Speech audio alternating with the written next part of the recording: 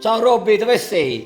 Dove vuoi che sia, Massi? Ciao, a casa, non me lo sbessini. Quando ci vediamo? Adesso ci vediamo, ma ci stiamo vedendo adesso. No, quando ci vediamo per un aperitivo. Che su quello, guarda, mi trovi prontissimo. Tu che cosa prendi? Io vino rosso, tu? E un bicchiere di vino sia. Allora salute. Salute. A Sibirizano su.